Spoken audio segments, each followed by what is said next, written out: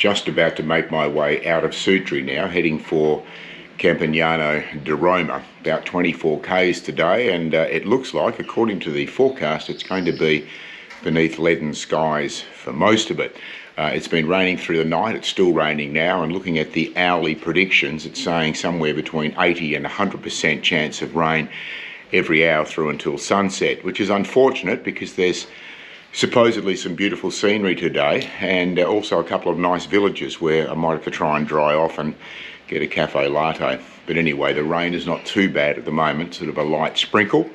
So let's hit the road, about 24 k's to walk.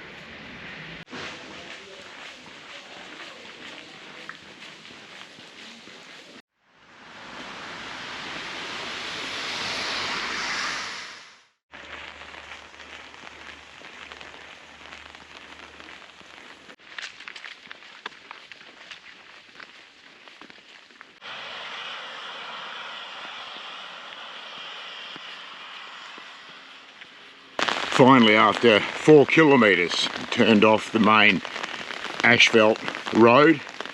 Not a great experience. As you can see, the line is right on the side of the road, and in some places with bushes coming up to the edge of that white line, it virtually pushes you out onto the road, and doing it in wet weather is not great fun.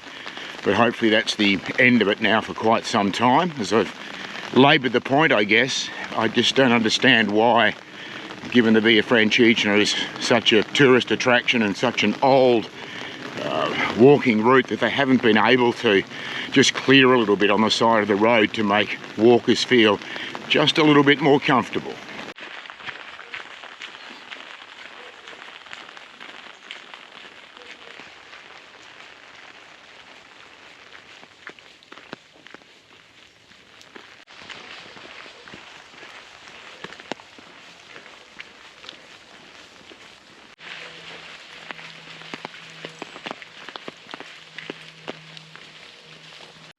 The first of two little towns I get to pass through today.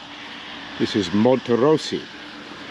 You can see here our little pilgrim, who seems to be everywhere, letting us know that we are still on the right trail, the Via Francigena.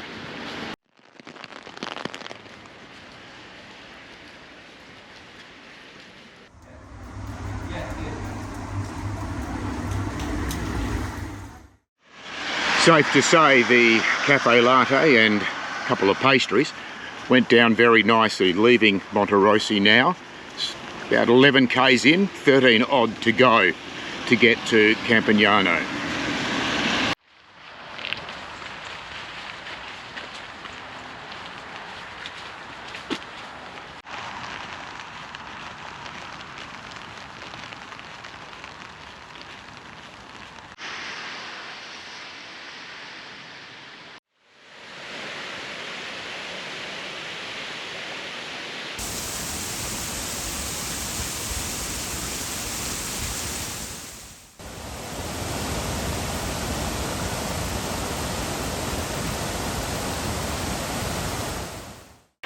Nice little break, having a look at the Monte Gelato falls, quite beautiful.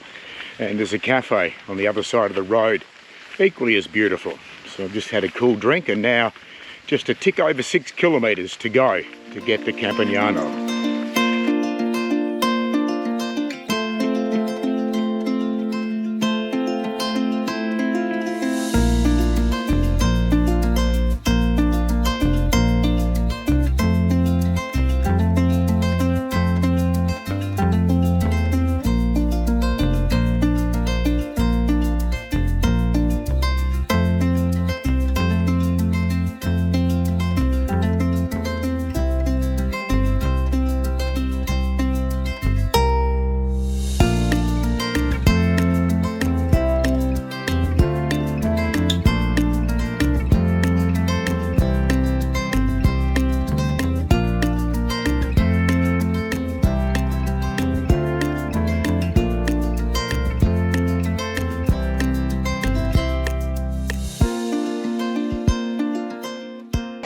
Just over 1.5 kilometres now to Campagnano di Roma.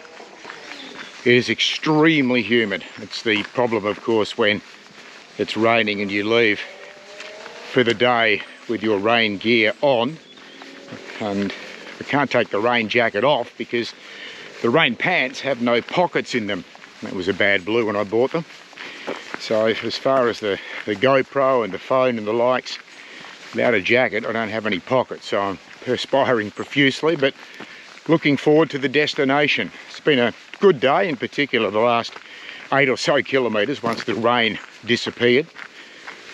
But yes, looking forward to Campagnano and seeing what it has to offer.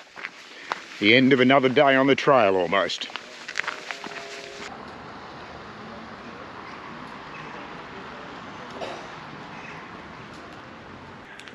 After 26.6 kilometres, here I am in Campagnano di Roma. It means Roman countryside, and not surprisingly I'm in Lazio and I'm only 2 days walks now away from Rome. It's been a good day, the first 14 or so kilometres beneath the umbrella in totality because of drizzle and rain, but it cleared after that and it was quite pleasant, in particular when I got to Monte Gelato, interesting name for some waterfalls, but that was quite pretty to have a look at as well. Some beautiful autumnal colours in the forests as I got very close to the town, and the town itself just appears out of nowhere. Normally you can see these walled towns well before you get to them. But the forest was so high and down in a little bit of a valley, you couldn't actually see the town until you were about 700 metres away. You came round a corner out of the forest and there it was looming in front of you. So time to find my accommodation now, and then if the rain doesn't intensify, I'll go for a bit of a wander and get a bit of a feel of this beautiful town.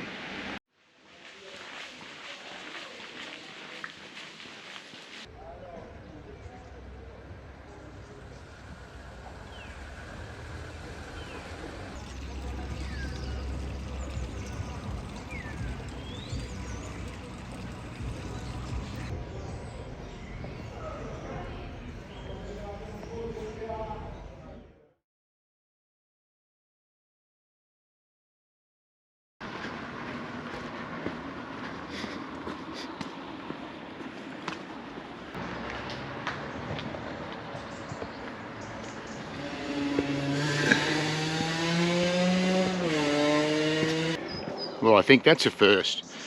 Just over a kilometre from the very heart of Campagnano, and all of a sudden I've turned off the road and into some forest. Need to be a little bit careful. The leaves and surface underfoot, very slippery. The consistent rain yesterday, and there was some overnight as well, has left it quite slippery in regard to mud, and also in regard to the moisture on the leaves.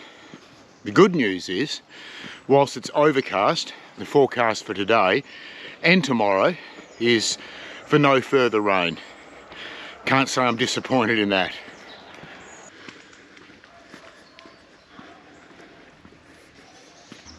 Got a bit excited a little bit too early. A little bit of trail walking in the forest only lasted a couple of 100 metres, and whilst I'm surrounded by heavy foliage both sides, we're back on a tarred road.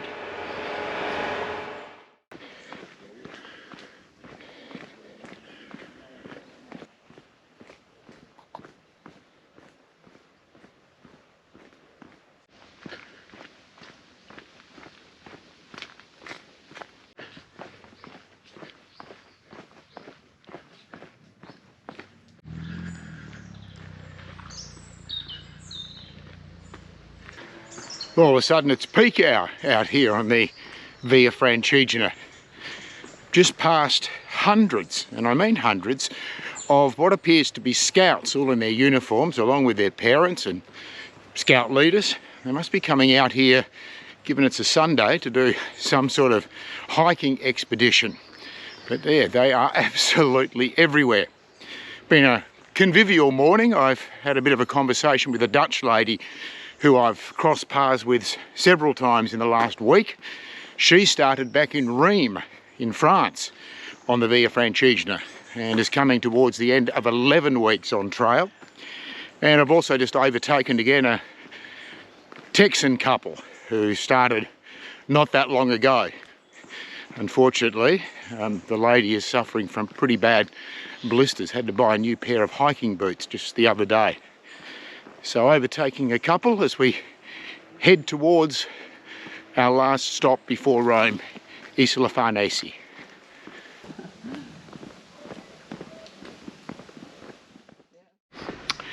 Entering the outskirts of Formello now, which is actually part of the municipality of Rome.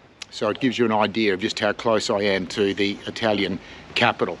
So far I've been walking 8 kilometres today, and apart from that little bit of excitement about a kilometre out of Campagnano, and I entered a little bit of forest and a proper forest trail, it's all been on black tar ever since then.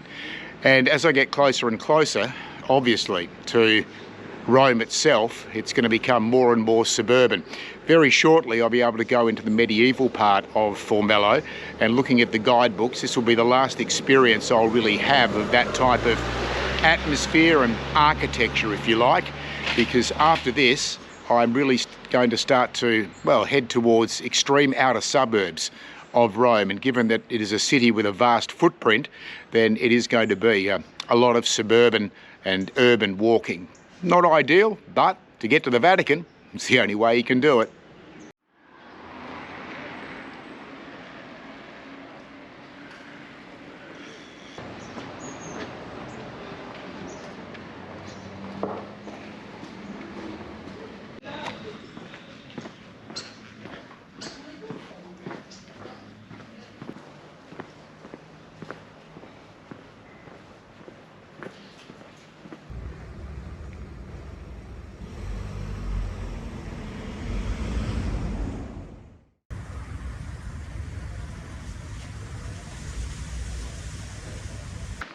"33 kilometres to the centre of Rome, or thereabouts."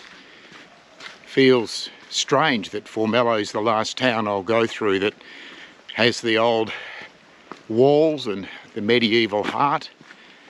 Bit sad, really. I've seen some outstanding ones along the way. Ratificani, Monte was spectacular. San Miniato, a larger one like Siena. All that's behind me now. All that's left is a little over 30 kilometres to get all the way to St. Peter's Square.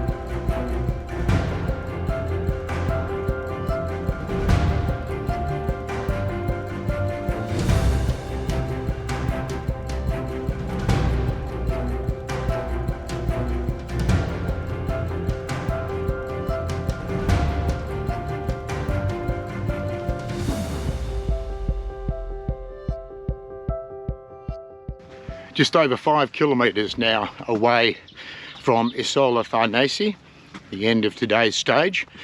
Well, having just checked the coordinates of my accommodation tonight, it appears to be about 3 odd kilometres away from where this stage officially finishes, so it's going to be a slightly longer day. A longer day in humid conditions.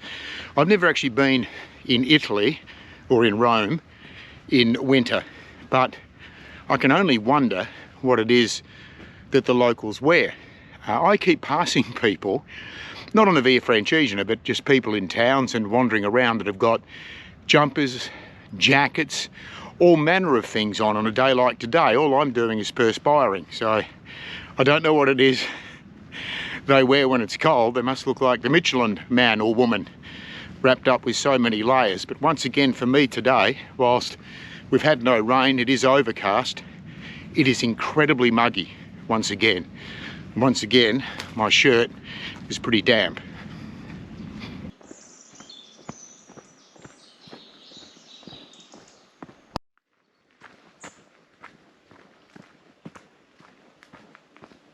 Once again, another little piece of solitude to savour late in this Via Francigena Odyssey of mine. I just wonder, whoa, nearly went over. I just wonder how much more of this sort of walking I'm going to get. Isola Farnese is a fairly built up area, if you like, or at least a busy area. So I just wonder how much longer I'm going to have this type of enjoyment before I really start to hit pavement and suburbia, which I'm certainly going to hit tomorrow on the final stage into the Vatican.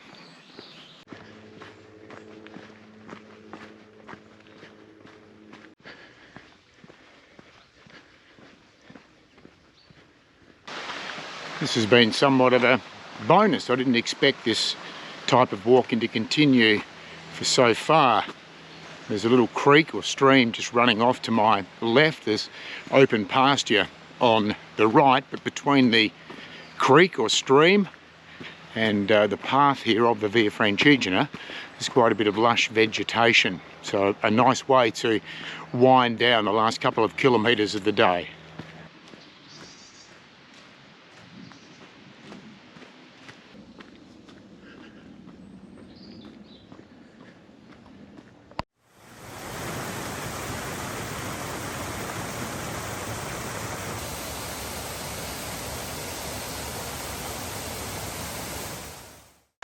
The surprises keep rolling out on the Via Francigena. That was quite beautiful and quite unexpected. All of a sudden a waterfall popped up and quite a little cascade from beneath the bridge as I walked over it as well.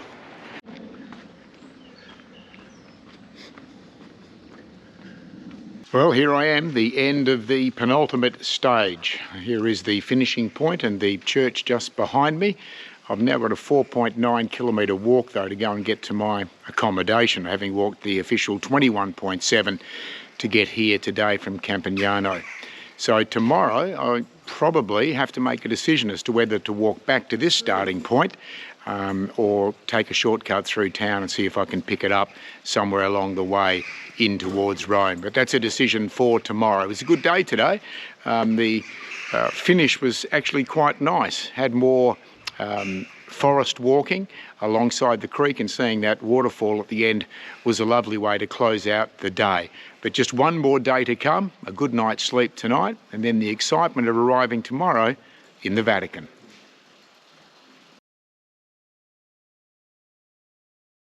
Well, this is it. Last day on the Via Francigena. I'm just leaving my accommodation and I have roughly about 18 kilometres to go to get to the Vatican, to St. Peter's Square. Yesterday what actually happened was, getting to my accommodation, I actually continued to walk the Via Francigena for about an additional 5 kilometres before just turning off and walking 400 metres down the road to get here. So yesterday should really have been about 27 k's. It ended up being, I think, just under 22. But anyway, about 18 to go today. As I understand it, a couple of parks to walk through, but otherwise heading into a massive city of millions of people. There's going to be a lot of road and pavement walking, but you can't help that. But looking forward to it. St. Peter's Square, the final destination.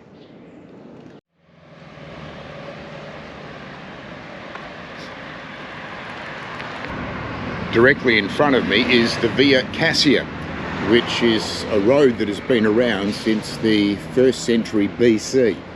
It was one of the major roads in and out of Rome, heading up towards Florence and the likes.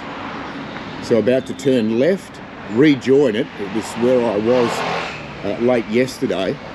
And as I swing left very shortly, I'm going to be following pretty much in this direction all the way to the Vatican.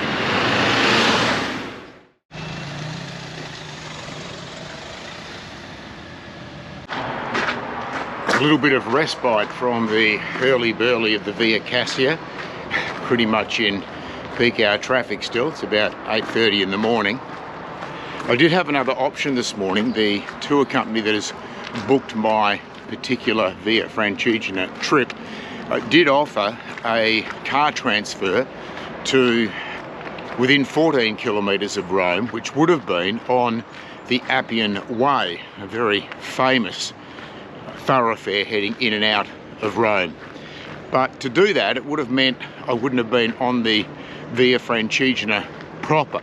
And whilst it would have involved the cobblestones of ancient Rome on the alternate journey, I set off wanting to walk the Via Francigena in its entirety from San Miniato. So I've taken this route, the official route, into the Vatican. I do have 5 days in Rome at the end, so I am intending to go out and have a wander on the famed Appian Way. But today I'm just going with the true history of the Via Francigena.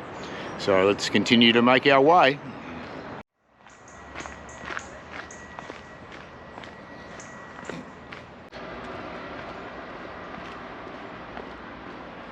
Walked the best part of 4 kilometres this morning, and this is really the first truly easily definable and easily to see Via Francigena sign. There is every now and then a little bit of red and white tape around a lamppost down Via Cassia, but it's certainly not as clearly defined the path as it was through more rural areas in Tuscany and northern Lazio. So you've got to keep your eye out really to make sure you take the turn at the right time.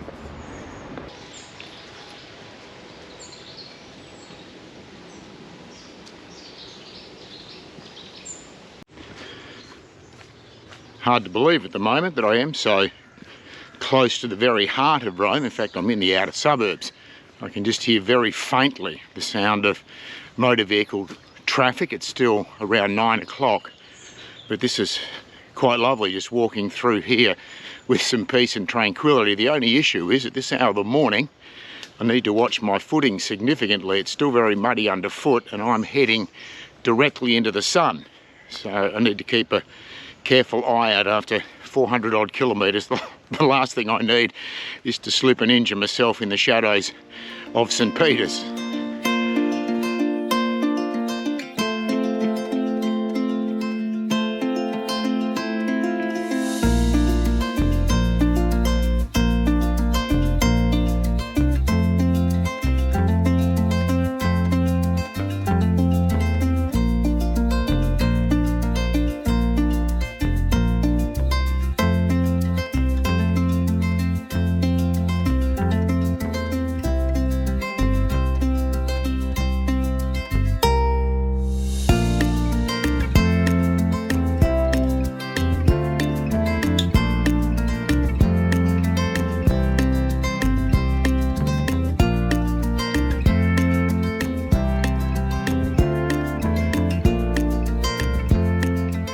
I've just stepped out of that beautiful, peaceful piece of parkland. Actually very surprised how long I was in there for. I knew that there was some of that on the final day today, but that was a lot of it. I'm just going up a slight hill now, back on a tarred surface, and only 10 kilometres to go.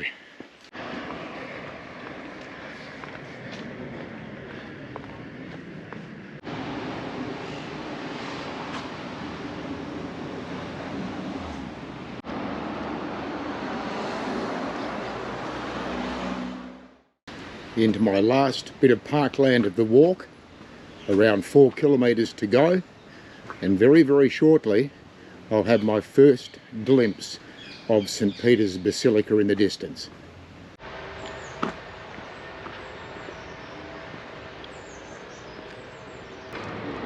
Well, after over 400 kilometres on the Via Francigena, it is quite something over my shoulder to see St. Peter's for the first time. I've got about 3.75 kilometres still to walk to actually get to the square in front of the Basilica, but to see it for the first time, at least on this trip, is something quite special. Well, that's a tad disappointing. There is a sign back behind me that says that there's been some fallen trees further down the park, down the track. So I've actually got to take an alternate route. There was a beautiful zigzag that goes down the hill before it leads you along the flat to the Vatican, but unfortunately I've got to go back onto footpaths and take a different route. Bit unfortunate, but you can only follow what you're told to do.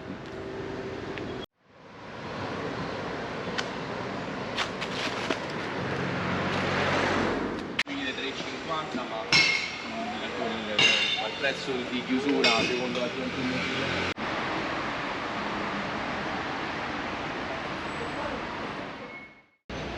After the detour down Via Trionfale, I'm now back on the Via Francigena.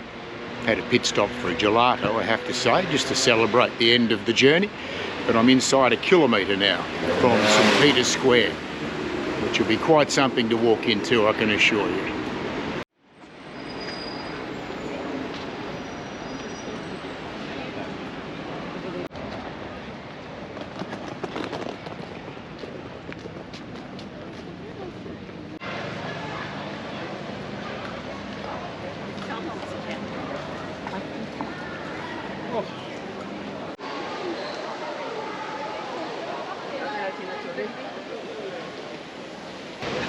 Well, here I am, after 417.4 kilometres and just under 19 today from Isola, Farnese.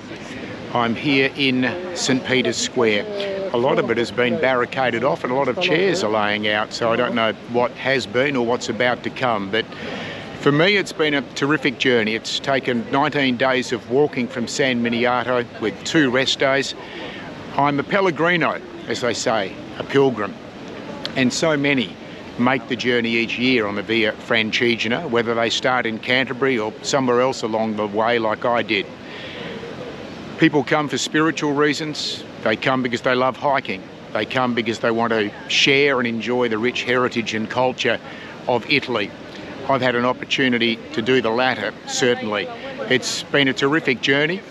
So many people lined up at the moment to get into the Basilica. I have been in there before, but luckily I've got something booked in a couple of days' time, so I'll be able to beat at least part of this long queue. But with Bernini's columns around and directly in front of me, the obelisk directly behind me, a 60,000 capacity basilica, the biggest in the world. It's been quite some journey and it's lovely to be here. Thank you very much. Grazie. Grazie. Glenn Mitchell. That's it, Glenn Mitchell.